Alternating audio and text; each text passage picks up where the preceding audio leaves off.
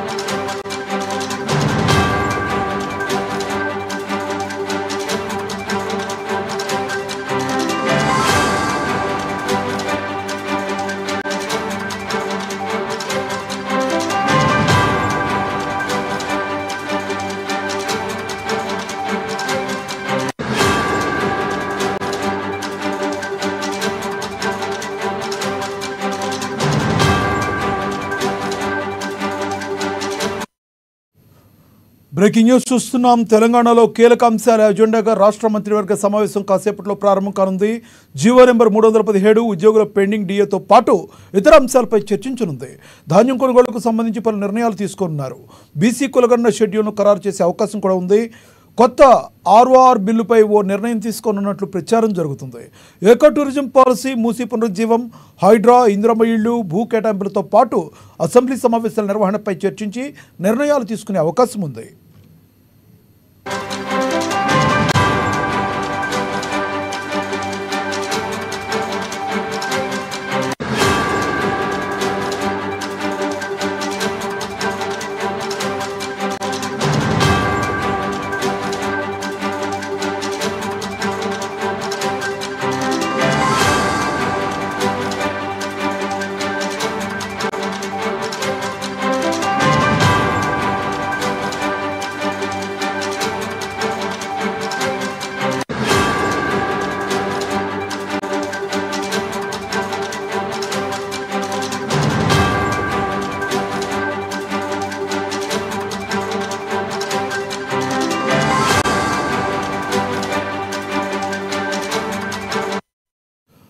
Right. తెలంగాణలో కీలక అంశాల అజెండాగా రాష్ట్ర మంత్రివర్గ సమావేశం కాసేపట్లో ప్రారంభం కానుంది.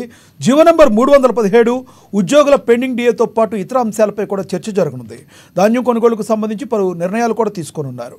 ఇదే అంశం గురించి మరింత సమాచారాన్ని మా ప్రతినిధి రాంబాబు అందిస్తారు. రాంబాబు, చెప్పండి, 317 గురించి ప్రత్యేకంగా నిర్ణయం తీసుకునే అవకాశం కనబడుతుందా?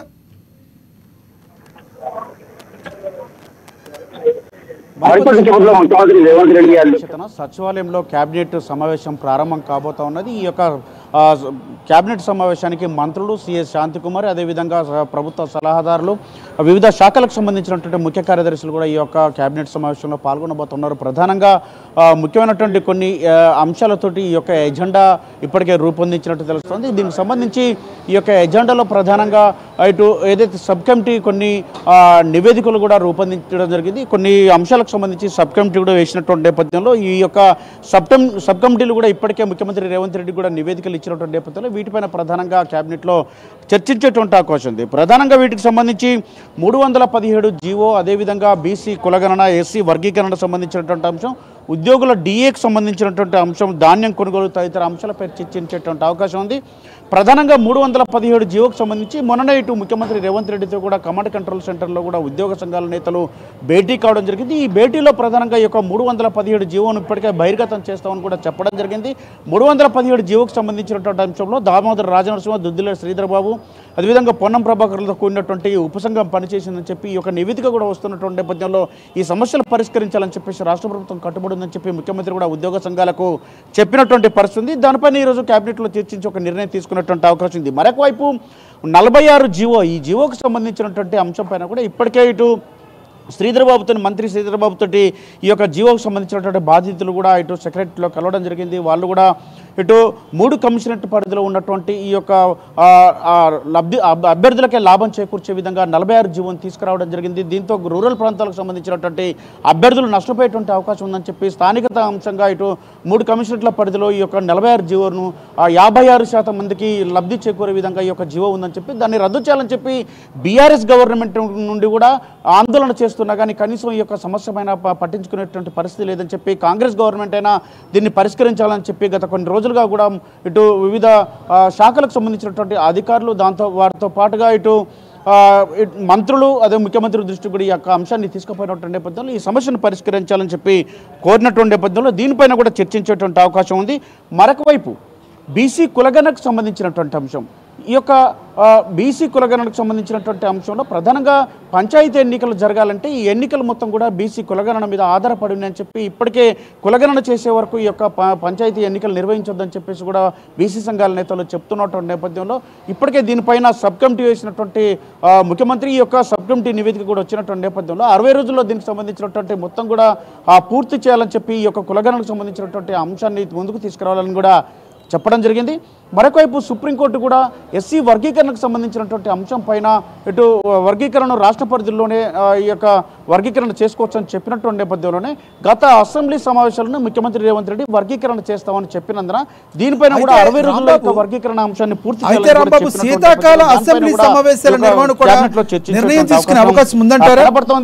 మరొకవైపు ధాన్యం కొనుగోలుకు సంబంధించినటువంటి అయితే రాంబాబు శీతాకాల అసెంబ్లీ సమావేశాల గురించి కూడా దీనిలో శీతాకాల అసెంబ్లీ సమావేశాల నిర్వహణపై ఒక నిర్ణయం తీసుకునే అవకాశం ఉందంటారా?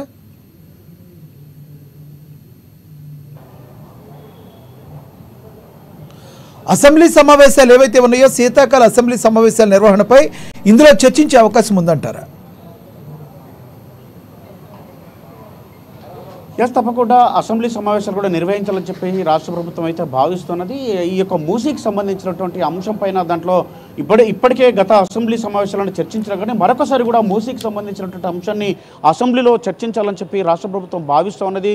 మూసీకి సంబంధించి ఇప్పటికే అఖిలపక్షాన్ని పిలవాలని చెప్పేసి రాష్ట్ర ప్రభుత్వం భావిస్తున్న నేపథ్యంలో ఈ కేబినెట్ తర్వాత అఖిలపక్షం కూడా ఉండేటువంటి అవకాశం ఉంది. ఇప్పటికే ఈ యొక్క సీఎల్లో అన్నదిని అధ్యయనం చేసేందుకు ఇక్కడ బృందం కూడా వెళ్ళినటువంటి నేపథ్యంలో మరొకవైపు విపక్షాలు దాన్ని రాద్ధాంతం చేసేటువంటి ప్రక్రియ చేపడుతున్న నేపథ్యంలోనే విపక్షాలకు గట్టి కౌంటర్ ఇచ్చేందుకైతే రాష్ట్ర ప్రభుత్వం సిద్ధంగా ఉంది. ఈ నేపథ్యంలోనే మూసీపై ఉన్నటువంటి అనుమానాలను తొలగించేందుకు ఇప్పటికే గతంలో ఉన్నటువంటి బీఆర్ఎస్ సర్కార్ 2016-17లో ఒక ప్రకటన చేసింది. దానికి సంబంధించి మూసీ రివర్ డెవలప్మెంట్ కార్పొరేషన్ చైర్మన్గా సుధీర్ రెడ్డిని, ఎమ్మెల్యే సుధీర్ రెడ్డిని కూడా నియమించింది. ఆ తర్వాత ఏ విధంగా ముందుకెళ్లాలని చెప్పి దానిపైన 18 నుండి 2022 వరకు ఉన్నటువంటి మినిట్స్ కాపీలో కూడా వివిధ అంశాలను పొందుపరిచినటువంటి ఆనాటి సర్కార్ మూసీ పైన ఇలా మాట మార్చడంతో ఈ యొక్క అంశాలను కూడా ప్రజల్లోకి తీసుకెళ్లాలని చెప్పి రాష్ట్ర ప్రభుత్వం భావిస్తున్న నేపథ్యంలో మూసీ అత్యంత ప్రాధాన్యత అంశంగా ఈ యొక్క సమావేశాలు మరొకసారి అసెంబ్లీలో చర్చించాలని చెప్పి లేదా అఖిలపక్షం ఏర్పాటు చేసి చర్చించాలని చెప్పేసి రాష్ట్ర ప్రభుత్వం భావిస్తున్న నేపథ్యంలో అసెంబ్లీ సమావేశాలు కూడా నిర్వహణకు సంబంధించినటువంటి అంశం కూడా ఇందులో ఉండేటువంటి అవకాశం ఉంది. మరొకవైపు ధాన్యం కొనుగోలుకు సంబంధించి 500 రూపాయలు సన్న ఓట్లకు బోనస్ ఇస్తామని చెప్పింది కాబట్టి దీనికి సంబంధించినటువంటి అంశం పైన కూడా ఈరోజు ఒక ప్రకటన కూడా ఉండేటువంటి అవకాశం ఉంది.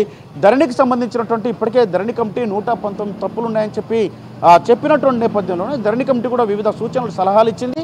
ఈ మేరకు పనిచేస్తున్నటువంటి వివిధ అంశాలను పరిగణలోకి తీసుకుని ఈ యొక్క జిల్లా స్థాయిలో రెవెన్యూ మండల స్థాయిలో అదేవిధంగా డివిజనల్ స్థాయిలో యొక్క సమస్యలు పరిష్కరించే విధంగా కమిటీలను వేసి ఇప్పటికే కొన్ని సమస్యలను పరిష్కరించినా కానీ ఈ యొక్క భూమతా పోర్టల్ను తీసుకురావాలని చెప్పి కొత్త ఆర్ఓఆర్ చట్టాన్ని తీసుకురావాలని చెప్పి రాష్ట్ర ప్రభుత్వం భావిస్తుంది కాబట్టి ఈ క్యాబినెట్లో దీనిపైన చర్చించేటువంటి అవకాశం ఉంది.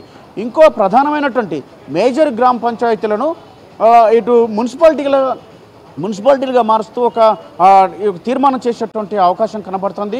డిఏలకు సంబంధించినటువంటి అత్యంత ప్రాధాన్యత కలిగిన అంశం డిఏలకు సంబంధించినటువంటి అంశంలో జనవరి 22కు సంబంధించినటువంటి డిఏను ఇవ్వాలని చెప్పేసి రాష్ట్ర ప్రభుత్వం సమాలోచనలు చేస్తున్నట్టు తెలుస్తోంది. ఇప్పటికే ఉద్యోగ సంఘాలకు కూడా భరోసా ఇచ్చినటువంటి నేపథ్యంలో 2 డిఏలు రాష్ట్ర ప్రభుత్వం ఇవ్వాలనుకుంటా ఉంది. ఒక డిఏను ఇప్పుడు ఇంకో మరో డిఏను మార్చిలో ఇవ్వాలని చెప్పేసి రాష్ట్ర ప్రభుత్వం ఒక నిర్ణయానికి వచ్చినట్టు తెలుస్తూ ఉంది. కాబట్టి డిఏలకు సంబంధించి కూడా ఉద్యోగులు గత కొంతకాలంగా పెండింగ్లో ఉన్నటువంటి డిఏలను విడుదల చేయాలని చెప్పేసి కోరుతా ఉన్నారు. గత ప్రభుత్వం కూడా డిఏలను ఇవ్వమని చెప్తే ఇవ్వలేదని చెప్పేసి వీటికి సంబంధించినటువంటి అంశం పైన కూడా క్యాబినెట్లో చర్చించేటువంటి అవకాశం ఉంది. అత్యంత ప్రాధాన్యత అంశాలైనటువంటి ఈ యొక్క మూసీకి సంబంధించినటువంటి అంశం కానీ ఈ యొక్క జీవోలకు సంబంధించినటువంటి ఏదైతే సబ్ కమిటీలు వేసిరో ఈ సబ్ కమిటీలు వేసినటువంటి అనేక అంశాలపైన కూడా ఆ క్యాబినెట్ చర్చించి నిర్ణయం తీసుకున్నటువంటి అవకాశం ఉంది. Lakshminath, thank you Rambabu.